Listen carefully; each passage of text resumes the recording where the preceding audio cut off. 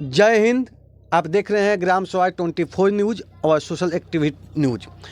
अभी हमारे साथ जुड़ चुके हैं अतुल्ला रहमानी सर, जो एक सामाजिक कार्यकर्ता है, और आज हम बातचीत करने वाले हैं बेतिया राज पे। और कहा जाए तो बेतिया राज हम लोग का एक ऐतिहासिक राज है, और हमारा इतिहास का जो विरासत है वो एक मैंने संवार कर रखा है, संजो कर रखा है, एक यादगार है। उस पर बातचीत करेंगे सर। जी, सबसे पहले मैं आपके चैनल को धन्यवाद पेश करूंगा और आपके दर्शकों को मैं धन्यवाद पेश करूंगा। और क्योंकि जिस हम लोग जिला से बिलोंग करते हैं, काफ़ी हमें गर्व होता है कि हम लोग चंपारण से हैं, क्योंकि अंग्रेज़ों को जो भगाया गया था, सबसे पहला जो आंदोलन हुआ था चंपारण सत्याग्रह आंदोलन जो हुआ था, जो गांधी जी के नेतृत्व में हुआ था। तो इसलिए हम लोग बहुत ही गर्व महसूस करते हैं इस जिला के नाते। जैसे कि अभी 2024 में विधेयक लाया गया, जो बेतिया की जो ज़मीन है 15,000 एकड़ जो है, उससे मतलब ज़्यादा भी है, समथिंग समझ लीजिए 15 एकड़ से थोड़ा ज़्यादा है। उसमें कुछ जो भाग है तकरीबन 143-47 जो है एकड़ जो है यूपी में है, समथिंग यूपी में है, जो बिहार सरकार अभी लेने जा रही है, मतलब ले लेगी, क्योंकि ये जो विधेयक जो पास हो गया, बिल जब पास हो गया विधानसभा में, तो निश्चित तौर पे जो है सरकार अपने अंडर में ले लेगी। तो ये जो ज़मीन है, इस पर बहुत सारे लोगों ने अतिक्रमण भी किया है। और सबसे आखिरी वंशज जैसे महारानी जानकी कुंवर के बारे में लोग जानते हैं कि अंग्रेजों ने उनको असक्षम घोषित कर दिया कि मतलब वो राज चलाने के लायक नहीं है। तो उसके बाद से वहाँ पे एक रूल था, कोड ऑफ वार्ड का एक कानून था। उसके माध्यम से जो है जितनी इनके जो ज़मीन की संपत्ति थी उसके वहाँ पे चली गई। लेकिन 2024 में बिहार सरकार ने इसको छानबीन की है, और छानबीन करने के बाद ये विधेयक जो है बिल जो है लाया गया विधानसभा में, और बिल को पास करके पूरे तौर पे जो है सरकार जो है पूरे ज़मीन को लेने के लिए तैयार हो गई है, और सरकार जो है पूरी ज़मीन को लेने जा रही है। अच्छा सर, ऐसे बेतिया राज का जो ज़मीन है वो केवल बेतिया राज में ही नहीं है, और भी जिला में है और दूसरे राज्य में भी है। तो वहाँ के भी ज़मीन सरकार मने लेने की इस एक्ट के अनुसार ले लेगी? बिल्कुल ले लेगी। जैसे कि यूपी की बात हुई है, तो यूपी में जैसे 133 एकड़ ज़मीन है, इसमें इलाहाबाद भी शामिल है और 2-3 राज्य भी शामिल है, 2-3 जिले भी डिस्ट्रिक्ट में है, जहाँ पे मतलब यूपी के बहुत सारे डिस्ट्रिक्ट में है, वहाँ पे बेतिया राज की मतलब जो ज़मीन है। मैं बताना चाहूँगा जो डिस्ट्रिक्ट है, मैं उनका थोड़ा सा नाम भी बता दूँगा। जो उत्तर प्रदेश में जैसे आपका है इलाहाबाद है, बस्ती ज़िला है, और गोरखपुर, महाराजगंज, कुशीनगर, इस तरह से जो ज़िले हैं जहाँ पे मिर्ज़ापुर भी है, मिर्ज़ापुर। तो इस तरह से जो डिस्ट्रिक्ट हैं, ज़िले हैं, वहाँ पे भी जो बिहार का जो राज्य को जो ज़मीन है, वहाँ भी मतलब इस तरह की ज़मीन है। बिहार में कहाँ है? बिहार में सारण में भी है, सिवान में भी है, जैसे और गोपालगंज, पटना में भी जमीन। बिहार में सिर्फ दोनों जिलों में नहीं है, माने पश्चिमी चंपारण, पूर्वी चंपारण में नहीं है, बल्कि सारण भी है, गोपालगंज में है, पटना में है। इस तरह से माने बहुत सारे मतलब जिलों में है, मतलब ये बेतिया जिला का जो है ज़मीन है, जिसको सरकार पूरे तौर पे जो है मुकम्मल तैयारी कर चुकी है लेने के लिए। अच्छा, लगभग सरकार से इस संपत्ति का जो 1500 एकड़ जमीन है और बेतिया राज की जो संपत्ति है, इसको कितना तक मैंने आकी हुई है? 15,000 एकड़ के आसपास में है। नहीं, मैंने इसका मैंने कुल संपत्ति का मैंने इसको मैंने 8,000 करोड़, 8,000 करोड़ की संपत्ति है। तो कहा जाए तो 8,000 करोड़ की संपत्ति पे बिहार सरकार की आज कब्जा हो रही है। बिल्कुल हो रही है। 8,000 संपत्ति कम नहीं होता है। 8,000 संपत्ति का जो है बिहार मालिक होगी। बहुत सारी जगहों पे जो है कॉलेज नहीं है, अच्छे कॉलेज नहीं है, हॉस्पिटल्स नहीं है, तो सरकार जो ज़मीन को लेकर के हॉस्पिटल खोलेगी, कॉलेजेज जो है सरकार बनाएंगी। और बहुत सारी हो सकता है कि इसमें जो है फैक्ट्रीज भी लग जाए, कंपनीज भी लग जाए इन ज़मीनों पर। और मैं यही अपील करना चाहूँगा सरकार से कि सरकार जब ज़मीन ले रही है तो जो है इस पर एक अच्छा काम किया जाए, जिसमें मतलब समाज को फ़ायदा हो। खास करके मैं रिक्वेस्ट करना चाहूँगा कि इसमें कॉलेज बना दिया जाए, स्कूल बनाया जाए, या हॉस्पिटल्स बनाया जाए, जहाँ पे लोग जो है वहाँ पे जाकर फ़ायदा उठाएं, और इससे मतलब वो सरकार को सराहना करें, और सरकार के लिए जो है काफ़ी सराहनीय भी काम होगा, जनता के लिए काम करेगी। तो बेतिया राज की जो जमीन है वो दूसरे माने राज्य में और दूसरे जो जिला में है, वो भी संपत्ति हमारे बिहार बेतिया राज्य में आएगी। बेतिया ही राज्य में खर्च होगी, बेतिया जिला में ही खर्च होगी, क्योंकि बेतिया जिला के ही वो सब संपत्ति है। हाँ बिल्कुल, बेतिया जिला की संपत्ति है। देखिए दूसरे जैसे डिस्ट्रिक्ट में है, दूसरे जो जिला में है, या दूसरे राज्य में है, मिसाल के तौर पर, तो ज़मीन तो इसी के नाम से होगा। बेतिया का जो ज़मीन है इसी के नाम से होगा, लेकिन वो ज़मीन तो वहाँ होगी, सरकार अपना मतलब जो चाहेगी वहाँ पे काम कराएगी, चाहे तो फैक्ट्री खोलेगी, चाहे तो कंपनी खोलेगी, चाहे तो स्कूल खोलेगी, चाहे तो अस्पताल बनाएगी वहाँ पे।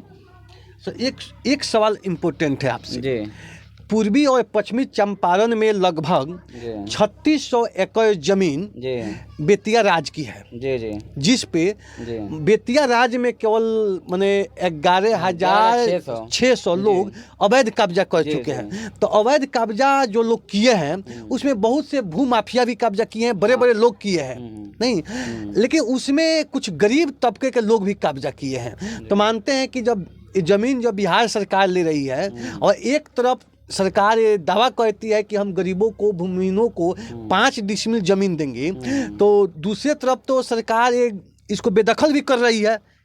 दोनों बात सरकार एक साथ बोल रही है। एक तरफ बोल रही है कि मैं भूमिहीनों को, गरीबों को 5 डिसमिल जमीन दूंगा, और दूसरी तरफ बिहार बेतिया राज्य में जो भूमिहीन गरीब बसे हुए हैं उनका भी जमीन से बेदखल करने का कहा जाए तो साजिश भी है। जी तो इसके लिए क्या सरकार को क्या पहल होना चाहिए आपके दृष्टि से, क्योंकि जो गरीब का जो घर बन गया है वो न टूटे? जी, जैसे इसमें अगर बात किया जाए तो जो जैसे भू माफिया हैं तो वो कब्जा किए हैं, अगर उनको सरकार हटा रही है तो बिल्कुल सराहनीय काम है कि भू माफिया है, उनके पास संपत्ति है, रहने के लिए सब कुछ है। तो अगर वैसे अगर लोगों को अगर सरकार हटा रही है तो काफ़ी काबिल मतलब तारीफ है। लेकिन अगर ऐसे लोग हैं जो भूमिहीन हैं और अगर ऐसे लोगों को सरकार हटा रही है, और मैं खुद जा करके मैं लोगों से वहाँ बात किया था, बेतिया में कलेक्ट्रेट ऑफिस के सामने बात किया था, लोग धरना प्रदर्शन किए थे, मैं खुद फिजिकली जाकर बात किया हूँ, और लोगों का कहना है कि हम लोग कई सालों से यहाँ पे रहते आ रहे हैं, कई पुश्तान यहाँ पे हमारा मर गया।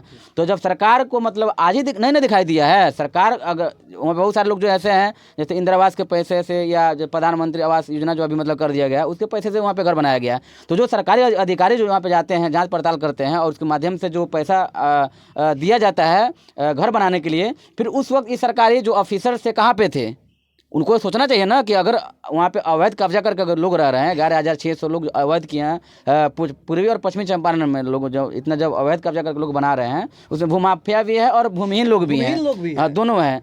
तो फिर भूमाफिया है तो वो तो खैर आप उसको हटा रहे हैं, ठीक है, लेकिन जो गरीब तबके के जो लोग हैं अगर आप उनको हटा रहे हैं और सरकार का ये मतलब दावा है कि हम भूमिहीन को जो 5 डिसमिल जो है ज़मीन देंगे और उसको घर बनाने के लिए भी हम पैसा भी देंगे, तो फिर यहाँ पे आप इनके साथ नाइंसाफ़ी क्यों कर रहे हैं? इनके साथ अत्याचार हो रहा है। फिर बेतिया राज्य की जमीन बिहार सरकार जब ले रही है तो यह बात बोल रही है कि मेरे पास जमीन नहीं है कि मैं हॉस्पिटल बढ़िया खोलूं, विश्वविद्यालय खोलूं, कॉलेज खोलूं, और दूसरे तरफ बोल रही कि गरीबों को 5 डिसमिल जमीन भी देंगे। बिल्कुल, ये कहा जाए तो त्रिकोणीय जो ये बात है बिहार सरकार की, ये समझने वाली बात है। मतलब देखिए, कागज में जो होता है ना, जो लिखा जाता है ना, वो जमीनी स्तर पे नहीं होता है।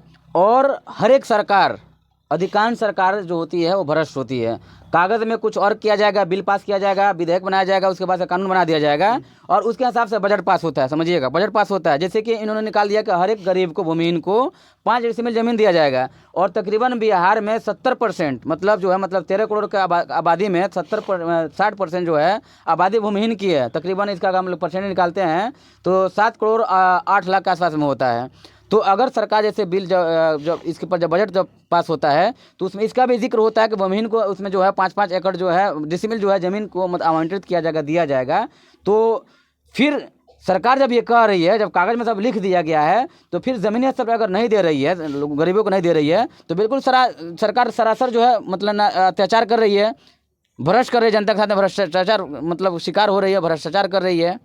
अच्छा, अंतिम जो इस राज्य की जो माने शासिका कहा जाए या वारिस कहा जाए, जो महारानी जानकी कुंवर थी जी, महारानी जानकी कुंवर थी, और उनका जनता के प्रति बहुत लगाव था। अंग्रेज आ गए फिर भी उनको जनता के लिए बहुत लगाव था। वो